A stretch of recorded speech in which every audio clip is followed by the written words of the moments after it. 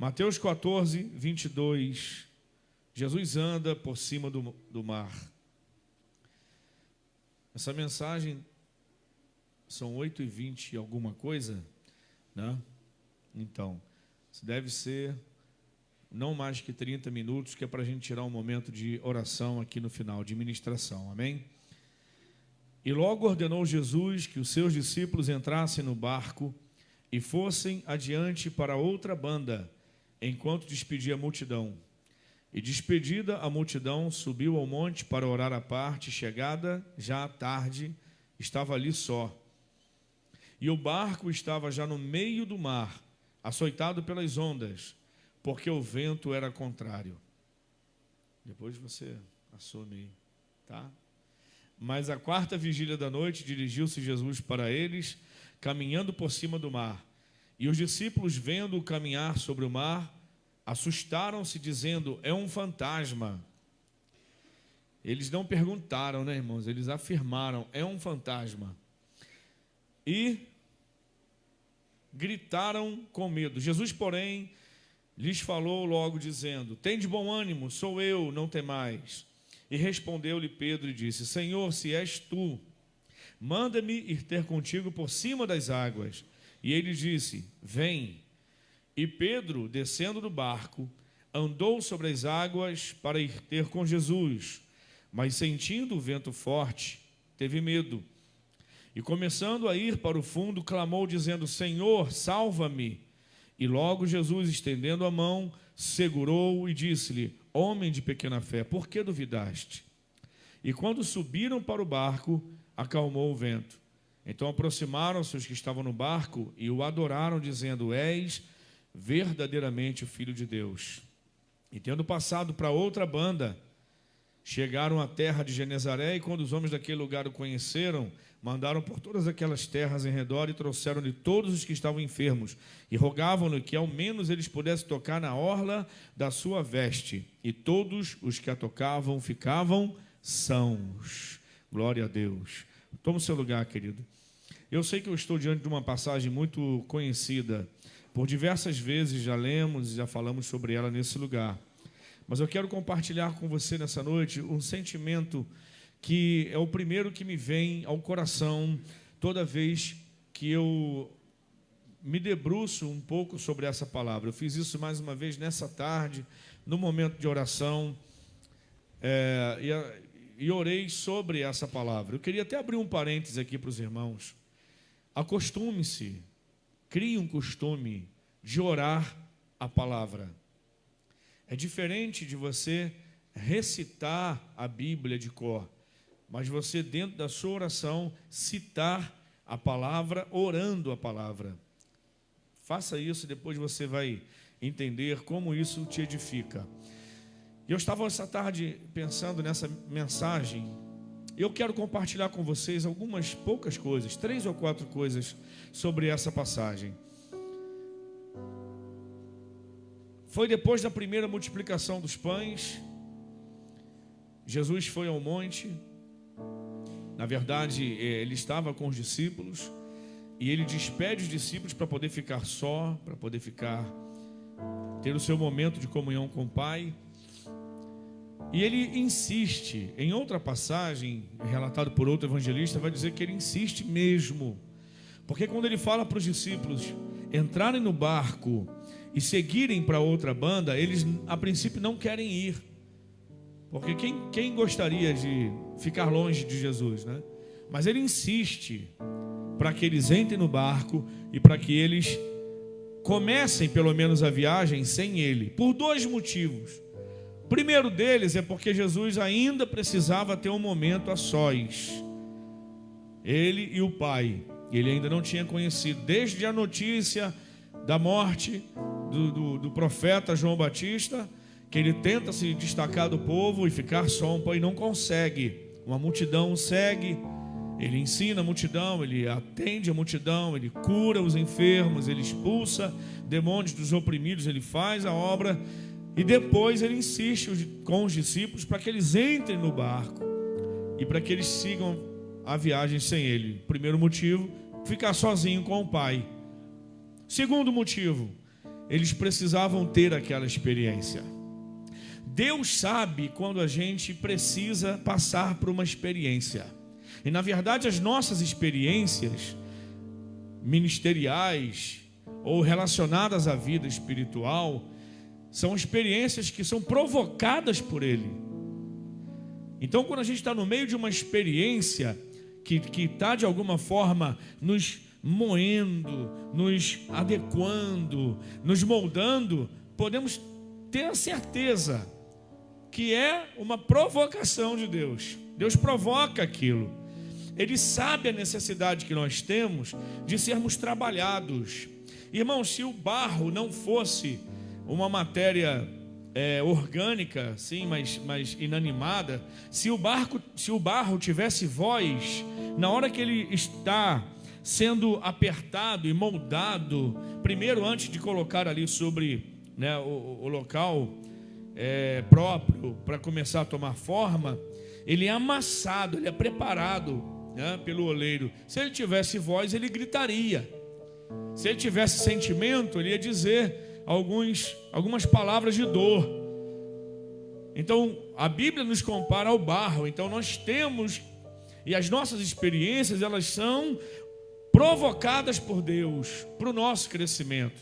Estava lendo um artigo esses dias sobre a questão dos nossos problemas emocionais. Toda pessoa tem, irmãos. Algumas têm mais, outros têm menos.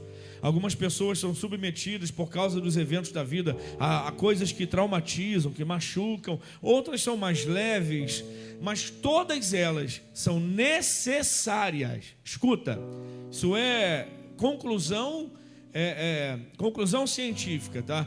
Que todos os eventos, sejam eles mais duros ou mais brandos, relacionados às nossas emoções, são necessários para a gente crescer. São necessários. Isso quer uma coisa mais traumatizante do que tirar o peito da boca de uma criança, irmão? Mas ela vai ter que desmamar. Criança que se apega à chupeta, irmão, estou tentando tirar a chupeta da minha filha, tem 5 anos. E é difícil. Às vezes os pais têm que usar uns artifícios aí. E quem tem já uma certa experiência fala, não, tira, vai ficar uns 4, 5 dias só chorando, depois para. Irmão, 4, 5 dias chorando sem você devolver a chupeta é difícil. Mas são coisas da vida, são etapas da vida que eu estou tomando como exemplo aqui, que fazem parte do nosso crescimento. Já pensou, irmãos? Se a gente fica com pena de não posso forçar, tem que ser natural. Tem crianças que realmente naturalmente joga a chupeta para lá e fala, não quero mais isso não, me dá um Kit Kat. Eu gostei disso.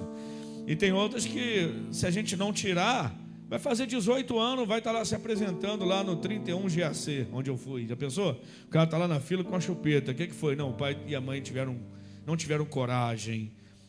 A vida nos coloca em experiências. Se a vida secular, natural, já cuida de nos levar por algumas situações que vão nos fazer crescer, imagina Deus.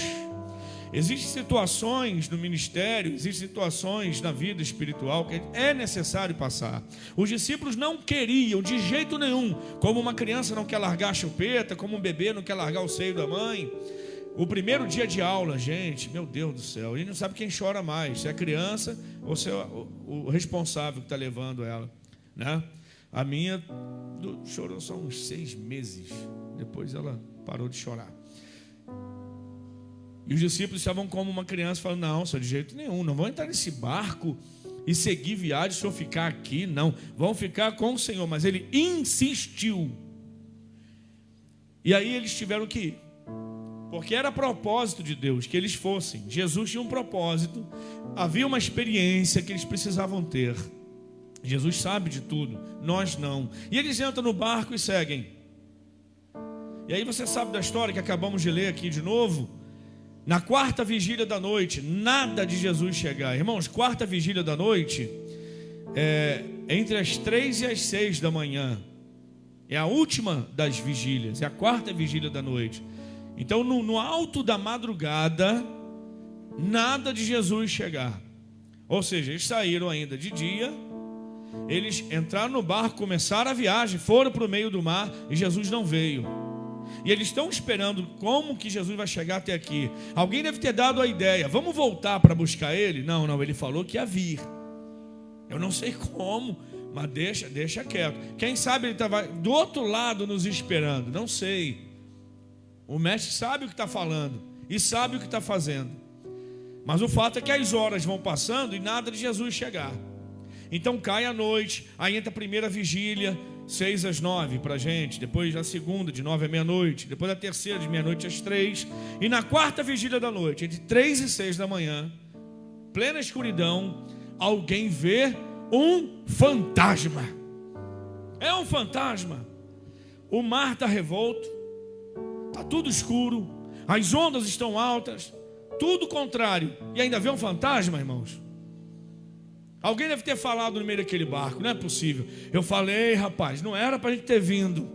A gente veio sem Jesus, além de passar por esse aperto aqui, ainda tem um fantasma. Mas aí Jesus se revela e fala, não, sou eu mesmo, não tem mais. E aí Pedro tem a brilhante ideia, se é o Senhor mesmo, me mande ir ao teu encontro. Tem coisa, rapaz, que a gente, se pensar, não fala, né? É cada coisa que a gente fala. Se é o Senhor mesmo, então, rapaz, aí é Deus mesmo, como é que a gente fica? E aí ele fala aqui, Jesus, sou eu, né? Então vem. E é sobre isso que eu quero falar. Eu contei essa história para chegar aqui. Se é o Senhor mesmo, manda-me ir ao teu encontro. E Jesus fala o quê? Vem. Então não tem jeito. Agora ele tem que saltar do barco e acreditar no chamado, na resposta de Jesus. Beleza? Só que eu tenho uma pergunta aqui. Primeira pergunta, vai ter outra depois. Irmão, Jesus estava indo em direção do barco? Sim ou não? Por que Jesus não falou então? Não vem não. A onda está... o mar está revolto, vai ficar ruim para você. Eu já estou indo ao teu encontro, rapaz. Seja mais paciente, fica aí, me aguarda. Já seria uma lição, a lição da paciência, a lição de esperar Jesus chegar no barco. Já seria uma lição. Pô, mano, parece que Jesus às vezes tem cada jeito de lidar com a gente, né? Era só Jesus falar, Pedro, deixa de ser afoito, rapaz, fica aí. Você não está vendo que sou eu? Deixa que eu estou chegando ao teu encontro. Vai se arriscar para quê? Vai sair do barco para quê? Seu doido, fica aí, rapaz. Mas Jesus não fala isso. Ele estava indo para o barco, mas ele não fala isso. Quando Pedro fala, se é o Senhor, porque não partiu de Jesus o desafio, partiu de Pedro. Se o desafio partisse de Jesus, seria algo em torno do seguinte: se alguém nesse barco acredita que sou eu, pula e vem que eu garanto. Aí o desafio teria partido de Jesus. Não foi, irmãos. O desafio partiu de Pedro. Pedro, espertão, falou, se é o Senhor, manda-me ir ao teu encontro. Falou, vem. Mas se Jesus ia para o barco, e se o mar estava revolto, se era perigoso, por que ele não protegeu o seu filho, o seu discípulo, e falou, fica aí, que eu já estou chegando? Eu tenho uma resposta, pelo menos foi a resposta que Deus deu para mim, e essa eu quero compartilhar com você. Toda vez que um discípulo do Senhor, toda vez que nós, filhos do Senhor, filhos de Deus, decidirmos dar um passo além de fé, Ele não vai nos impedir, Ele vai nos incentivar, porque tudo que Ele quer é gerar filhos independentes, crentes e corajosos. Toda vez que eu e você decidimos dar um passo de fé, Ele não vai dizer assim, não faz isso não, isso é besteira. Ele vai dizer, faz.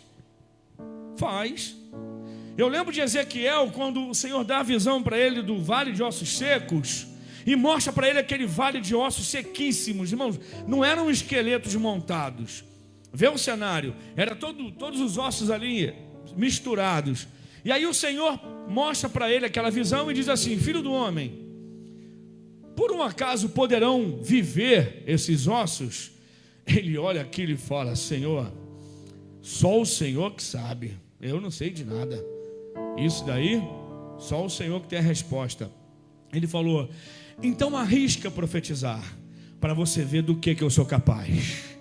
Ele estimula o profeta dizendo: profetiza, manda soprar um vento dos 4 cantos, e você vai ver o que eu vou fazer aqui. Ele primeiro mostra o cenário caótico, para depois fazer uma pergunta, para motivar o seu profeta a entender, a voltar a sua fé para ele, de que ele tudo pode fazer. E falou: mas eu não vou fazer se você antes não profetizar.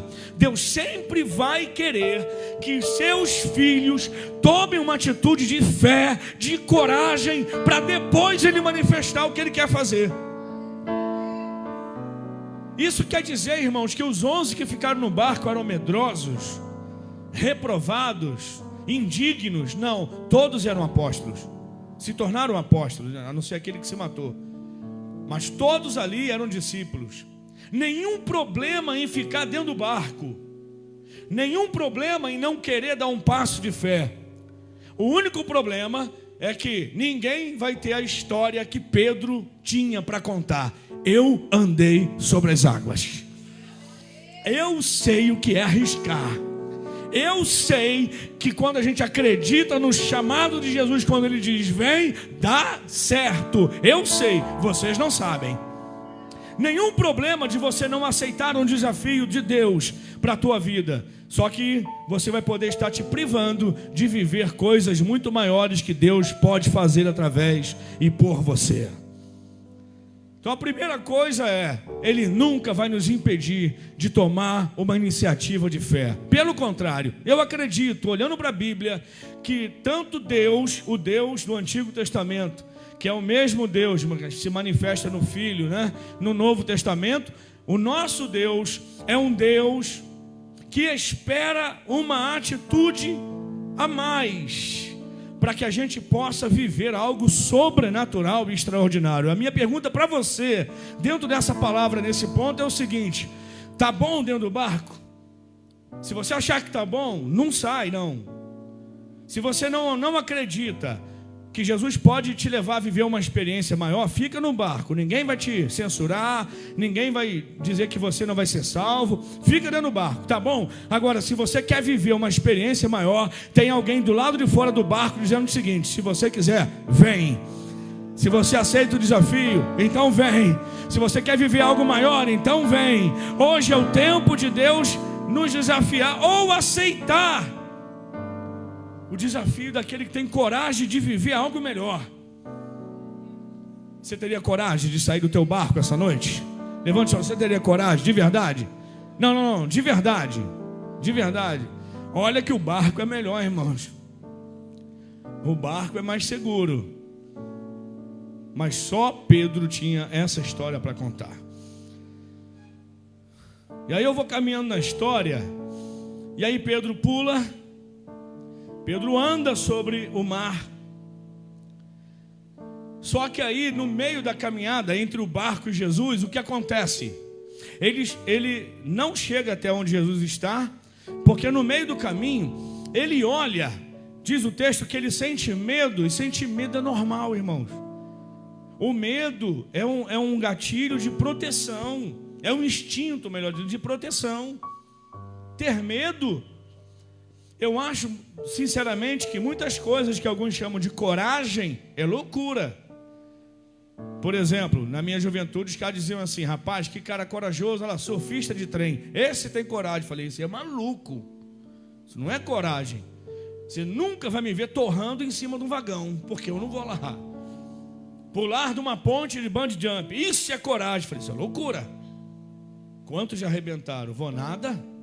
Eu vi um pai, uma filmagem de um pai, uma filha de 15 anos, era o sonho dela, aniversário de 15 anos, pular da ponte. Ele filmou tudo, todo equipamento de segurança. Ela pulou da ponte, o troço arrebentou, ele filmou a morte da própria filha. Eu falei: não, isso não. Tem coisas que a gente chama de coragem que beira a loucura, irmãos. É tipo assim: se der errado, eu sobrevivo? Sim, aí dá para ir. Se der errado, eu me arrebento todo? Então eu não vou não, que aí é loucura. Agora pensa em Pedro. Se desse errado, ele ia morrer? Com Jesus ali? Porque quando ele desafia, dizendo, se é o Senhor mesmo, manda eu ir ao teu encontro. Jesus fala, vem. Ele tem uma palavra de Jesus. Eu duvido, e Pedro deve ter duvidado também. Falou, se der ruim de tudo, eu não morro. Então não tem por que eu não ir. Tem desafios da nossa vida que são grandes. Tem desafios que são grandes. Eu acredito que você já fez alguma loucura dessa, né? Eu conheço, tem um aqui no culto, aqui, eu não vou dizer quem é, que já contou para mim a história, pediu demissão de um emprego, não sou eu não, pediu demissão de um emprego sem ter outro, acreditando que Deus ia dar outro para ele. Em 2 dias ele conseguiu outro emprego.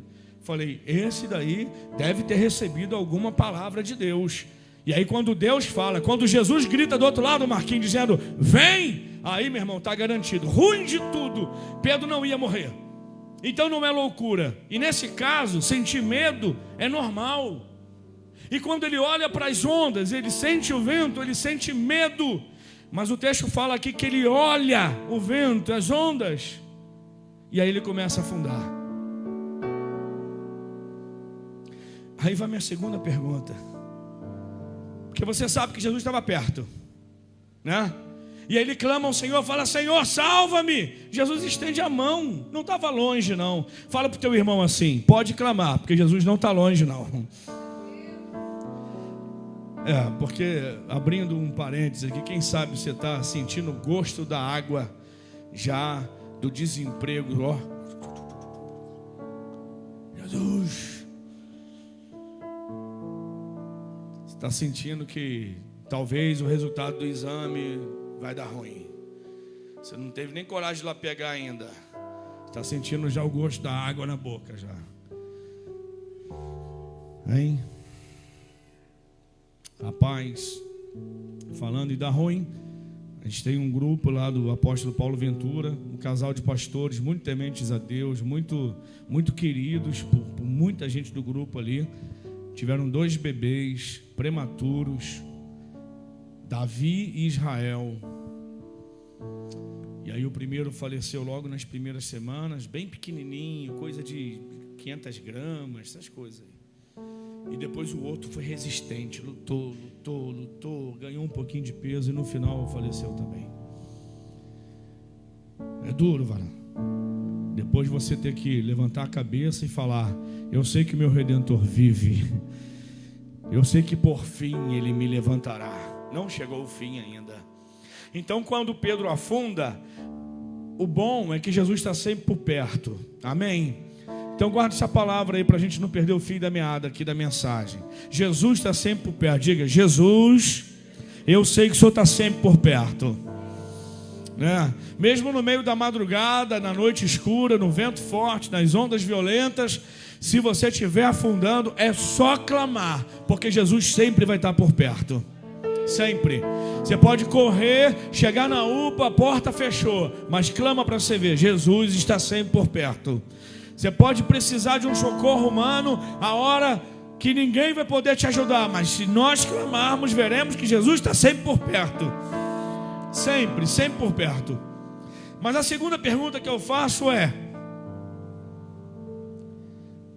quando Jesus estende a mão, amados, e levanta Pedro e fala, homem de pequena fé, e entra com ele no barco, depois que entra, o que é que Jesus faz? Assim que ele entra no barco, o que é que ele faz?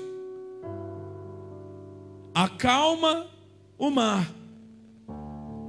E aí o vento para de soprar violentamente, o mar fica calmo. E eu pergunto, Jesus, por que você não fez isso antes? Por que na hora que Pedro gritou? Jesus sabe que eu faço essas perguntas, não é para questionar ele não, é questionar a nossa contextualização aqui dentro dessa palavra, né? Não é isso? Para a gente entender. Por que o Senhor, quando Pedro falou, Senhor, porque já era um desafio grande andar sobre as águas, era ou não era, irmãos? Amém ou não amém? Já era um desafio grande andar sobre as águas. Pô, para que tem que andar sobre as águas ainda com onda forte e vento, hein? Para quê? Não podia Jesus dar uma facilitada, irmãos? Pedro, pode vir, mas espera aí, vento, mar, acalma. pode vir. E aí Pedro ia fazer quase que um desfile no tapete vermelho, ia pular sobre o mar, já ia ser uma experiência incrível, mas sem onda e sem vento. Por quê? Quando ele está indo em direção a Jesus, olhando para Jesus, ele sente, porque mesmo andando as ondas são violentas e o vento é forte, e ele olha para o vento, ele olha para o que está acontecendo, e aí ele afunda, porque ele parou de olhar para Jesus. Amém? Aí Jesus, depois que entra no barco com ele, vira e fala: vento, mar, agora pode acalmar. Por que Jesus não fez isso antes? Sabe por quê, irmãos? Porque olhar para Jesus quando está tudo calmo, qualquer um consegue. Olhar para Jesus, vir para a igreja, sorrir, cantar, dar a paz do Senhor para os irmãos, quando está tudo bem, né? O seu negócio lá, ó, bombando, dinheiro na conta, saúde, tudo perfeito, está tranquilo. Quando o mar está calmo, está para peixe, e o vento é perene, é tranquilo olhar para Jesus. Mas Deus quer te treinar na caminhada, Ele quer te treinar, tanto a você quanto a mim, a conseguirmos não nos distrair com a violência do mar e a não temermos a força do vento, porque olhar para Jesus quando as coisas não estão nada bem é o grande desafio da vida cristã. É nessa hora que o Senhor prova o apostolado de Pedro. É nessa hora que ele prova até onde ele pode levar Pedro e até onde ele pode levar os que ficaram no barco. É na hora que vamos ver quem pula, vamos ver quem vem, vamos ver quem tem uma atitude a mais de fé. Vamos ver quem consegue olhar para mim e não me confundir com um fantasma. Vamos ver quem consegue olhar para mim e não se distrair com a fúria do mar, com a força do vento, com a multidão de problemas. Porque se conseguir, aí eu sei até onde eu posso levar vocês. O mar está revolto, o vento está forte, o negócio está feio, meu irmão. Olha para Jesus. Porque se você já teve coragem de chegar até aqui, não vai parar agora, irmão. Se você teve coragem de vencer até aqui, se você teve coragem de vir aqui essa noite para ouvir um pregador gritando no seu ouvido, se você teve coragem de vir numa quarta profética, se você teve coragem de entregar sua vida para Jesus e de encarar esse mundo louco dando glória a Deus, então não tira o teu olhar de Jesus. Olha para Ele, a onda vem, o vento te balança, mas olha para Ele, não se distrai. Ele tem algo maior para você. Paulo fala assim: quem milita boa milícia não pode se distrair, entre aspas, contextualizando, com as coisas dessa vida. Tanta gente boa se distraindo com as ondas, irmãos. Tanta gente boa que não arrisca, que não tem coragem de investir no próprio ministério, que não tem atitude na vida espiritual, que não acredita no chamado, que não acredita no próprio Deus. Porque eu acredito numa coisa, irmão, de verdade. Às vezes, pode até tomar o outro rumo, se acreditar primeiro em Deus, para depois acreditar no potencial que Ele te deu. Mas eu vejo na Bíblia Deus lutando com alguns de nós, para provar que Ele nos deu o potencial, e a gente duvida do próprio Deus. A gente primeiro quer ver as coisas acontecerem, para depois acreditar em Deus. Está lá Gideão, malhando trigo no lagar, parece o anjo do Senhor debaixo dos carvalhos lá, e aí fala: o Senhor é contigo, varão valoroso. Ele falou: se o Senhor é comigo, por que isso tudo está acontecendo? Se o Senhor é comigo, o que tudo aquilo que me falaram, será que é história? Será que se perdeu? Será que... Começa a argumentar com Deus. Aí Deus fala: não, vai nessa tua força que você vai livrar Israel dos midianitas. Vou. Então é o seguinte, me prova que é o Senhor que está falando, porque se amanhã de manhã, o novelo, aí começa a campanha do novelo, irmãos, as 7 semanas do novelo. Se o novelo estiver seco e a terra toda estiver molhada amanhã, então começa a acreditar. Aí Deus faz. Aí, então tá, agora vamos inverter. É a campanha do orvalho, mais 7 semanas. Na campanha do orvalho é o seguinte: Agora o novelo está molhado, não é isso? E a terra toda seca. E aí Deus faz. Deus tem que ficar provando para Gideão que é ele mesmo que está falando. Aí Gideão vai e junta 32 mil homens. Deus fala: para que isso tudo, rapaz? Você está por fora. É gente demais. Vamos peneirar esse negócio. Aí no final ele tem 300, dos 300, 3 companhias de 100. E no final das contas, quem faz tudo é Deus. Era só ele acreditar. Se você não conseguir acreditar que você é uma pessoa que Deus escolheu para viver nessa terra, então comece a desconfiar da ciência, comece a desacreditar da sua concepção. Porque lá no momento de Papai Álvaro e Mamãe Eunice, que eles ficaram felizes da vida, né? E lá no ano de 74, no meado do ano, eles namoraram lá, 9 meses antes de eu nascer, foram 5 milhões na fila, que é o número de espermatozoides liberados numa relação. 5 milhões. Só um pode fecundar. Então olha para o teu irmão e fala assim: cara, ou tu é um acidente, ou tu é um milagre. Escolhe, pô. Só tem 2 opções, irmão. Ou tu é um acidente, ou tu é um milagre. Beleza? Vê o que ele vai te responder. Fala assim: irmão, tu é um acidente ou tu é um milagre, meu irmão?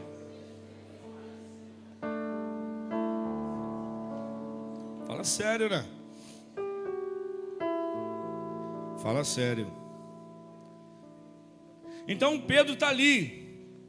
E por que Jesus não acalmou antes? Deixou para acalmar depois? Porque Ele quer que você gere em você a capacidade de não se distrair com os problemas da vida.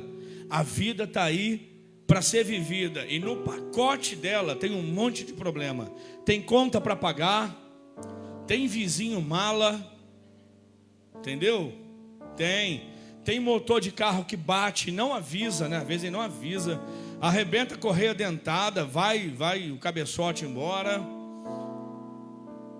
Entendeu? É gestação que não chega até o fim. Tem umas coisas aí dentro do pacote da vida que não vem no contrato, ninguém avisa, gente. Então sair do barco é a grande atitude daquele que quer viver um milagre maior. Tá bom demais aqui, tá bom demais. Jesus não me desafiou, mas eu quero saber se Ele respalda a minha atitude de fé. Porque às vezes não vai ser Deus que vai dizer: sai do emprego. Eu estava esperando um tempão, uns 3 anos, Deus usar um profeta e falar: sai do emprego, sai do emprego, sai do... Nunca falou. Falei: caramba, mas eu preciso de uma palavra, meu. Ele nunca falou. Aí eu fui entender, nessa passagem aqui, que na época eu conversei com o meu apóstolo, nessa passagem aqui, eu falei, eu estava orando, e essa palavra veio no meu coração, e eu tive esse entendimento. E falou: então é fé, é o entendimento, entende como uma direção de Deus. Mas se você me perguntar assim, qual foi o profeta que falou? Nenhum. Senão eu ia lá agora e falar para ele: ó, tem um monte de boleto lá que está vencendo, filho. Deus não se compromete. Ele quer, assim, a princípio, Ele quer que a gente dê o passo, depois Ele garante. E se no meio da caminhada começar a afundar, clama que Ele te levanta. Então é o seguinte: você tem o direito de permanecer na segurança do barco. Jesus não vai te censurar por isso. Ele não vai cortar o teu ministério por isso. Agora, se há um sentimento que houve no coração de Pedro de dizer: Senhor, se é o Senhor, eu quero pular, quero chegar até onde o Senhor está. Ele vai dizer: vem. Porque dentro desse percentual, dessa proporção de 11 para 1, entendeu? Tem alguém que sempre tem a coragem de falar: vou pular, vou pular. Não vai não, Pedrão, vou pular. E outra coisa, Pedro, quando pulou do barco, não tinha uma corda amarrada na mão dos 11 ou na proa do barco dizendo: toma, se tu afundar eu te puxo. Irmão, não tome uma atitude de fé. Escuta, isso é uma lição para vocês. Não tome uma atitude de fé achando que se der ruim, alguém vai se compadecer de você. Ninguém jogou uma corda para Pedro. Ninguém jogou um bote para Pedro. Nem sei se tinha naquela época. Ele não saiu dali com colete salva-vida. Não tinha garantia nenhuma. Qual era a única garantia? Que aquele do outro lado, que não era um fantasma, era o próprio Jesus, falou: vem. Então Pedro não voltou para o barco dizendo: seus miseráveis, pensei que vocês eram meus amigos, 11 discípulos de meia tigela, co-discípulo do cão, eu caio ali, afundo, ninguém me ajuda. Ele falou: não mandei tu ir? Qual foi o discípulo aqui que falou: pastor, sai de Furnas, sai, se der ruim a gente paga as tuas contas? É ruim, irmão. Eu nem podia esperar isso, irmãos. Não.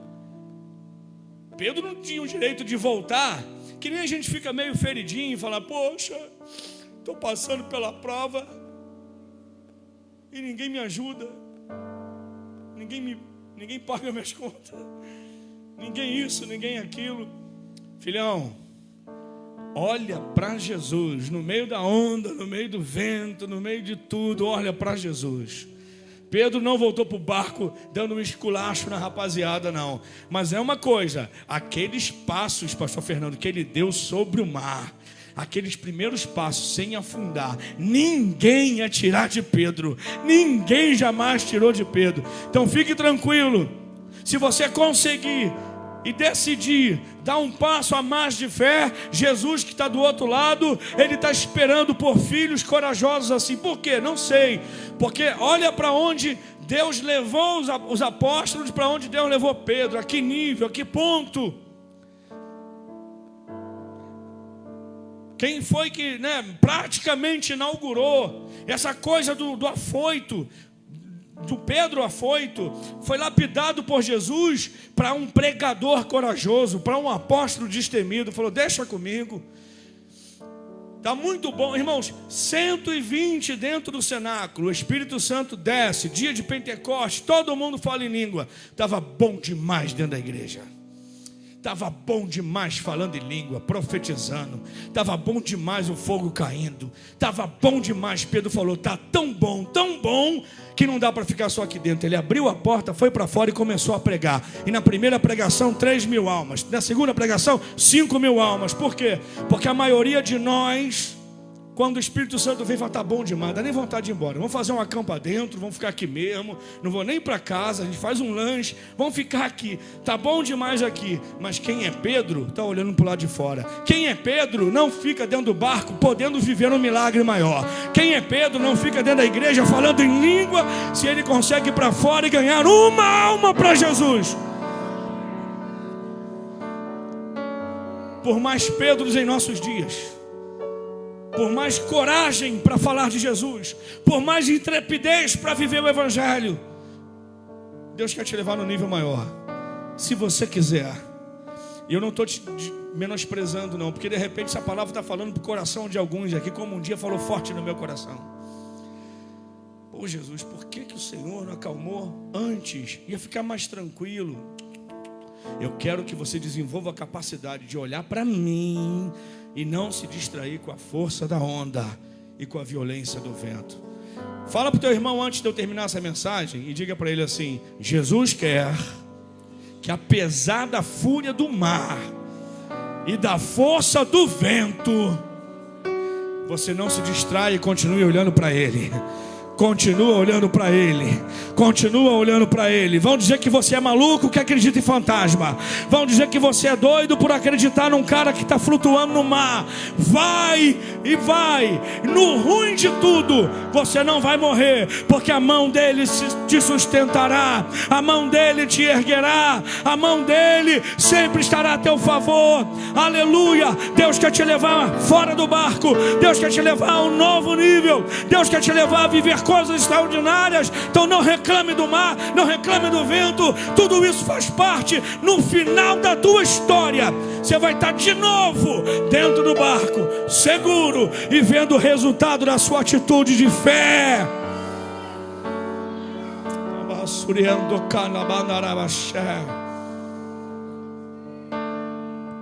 Se a gente pudesse voltar 50 anos, igreja, do Evangelho no Brasil,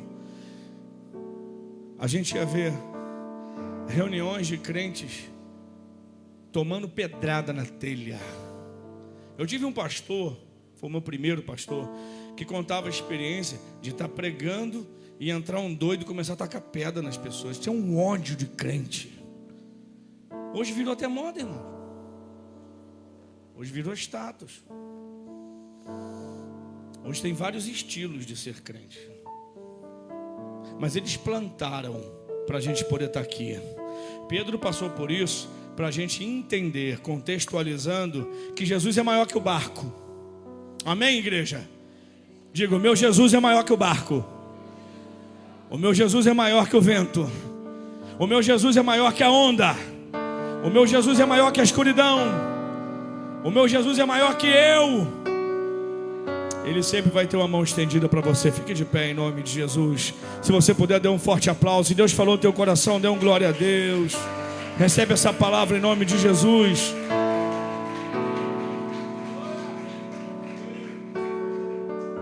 E no final da história está Pedro de novo no barco, mas agora tudo diferente e com mais experiência. Aleluia. Amém.